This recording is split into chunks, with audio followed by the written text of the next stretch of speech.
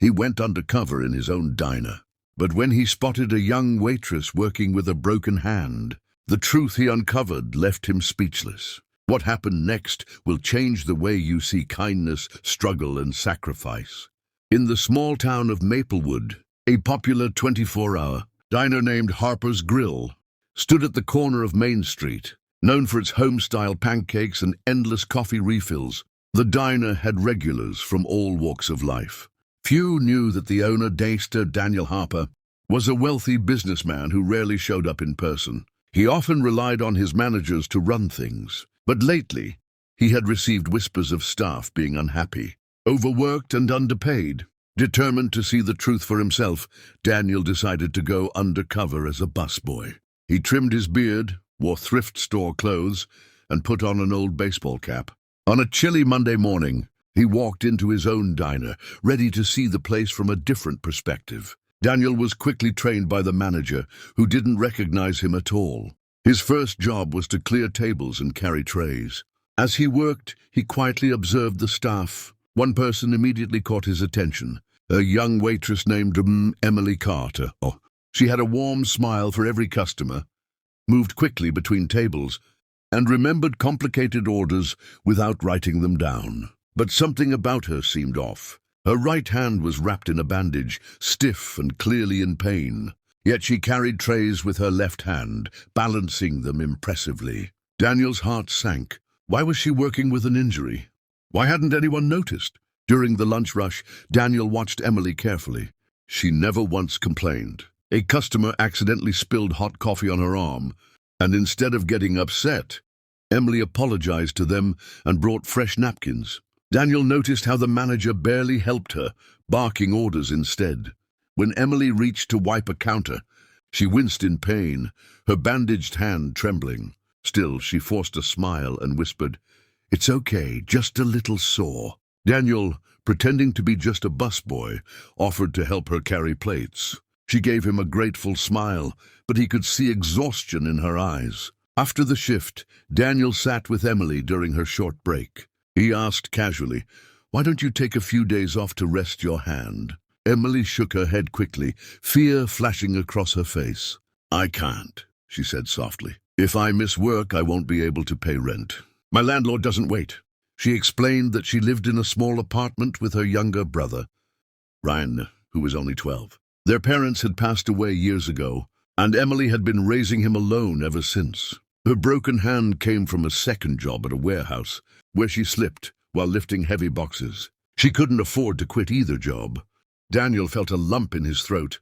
Here was a young woman, barely 23, sacrificing her health to survive and provide for her brother. He asked her if the diner offered health insurance or paid sick leave. Emily laughed bitterly.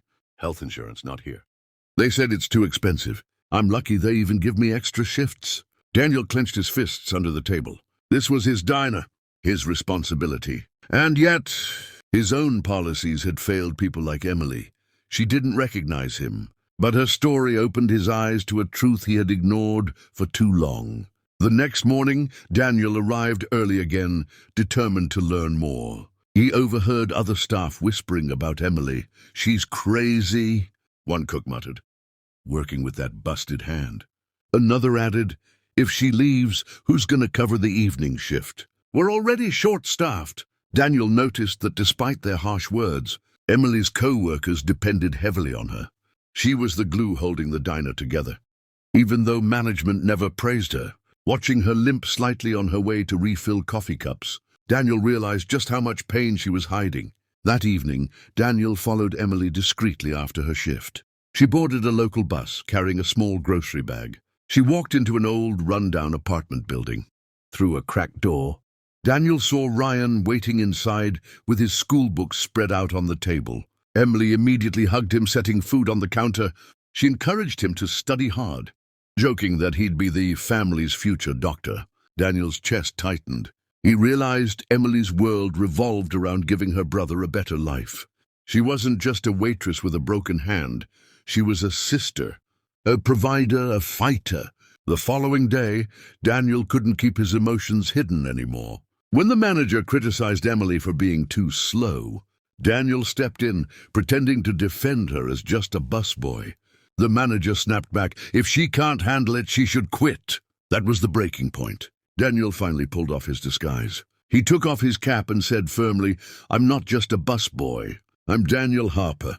I own this diner." The entire staff froze in shock. Emily's eyes widened, her face pale. The manager stuttered, realizing his career was over. Daniel turned to Emily, his voice gentle. "You should never have had to work in pain just to survive. From today, you're getting paid leave until your hand heals. And when you come back, you'll have full health benefits. No more second jobs. No more struggling alone." Tears welled in Emily's eyes. She shook her head in disbelief. "You don't have to do this for me?" Daniel smiled warmly. "Yes, I do. You've been giving your best to this place, and I failed to see it. That changes now." Word spread quickly in Maplewood about the owner who went undercover and discovered the sacrifice of a brave waitress. Emily's story inspired many, showing the strength of ordinary people fighting extraordinary battles. With her new support, Emily was able to heal and continue caring for Ryan without fear. Daniel, on the other hand, changed all his diner policies, ensuring fair pay and benefits for every worker. That broken hand had uncovered more than hardship. It had revealed courage, love, and the importance of truly seeing people. And for Daniel, it was a lesson he would never forget.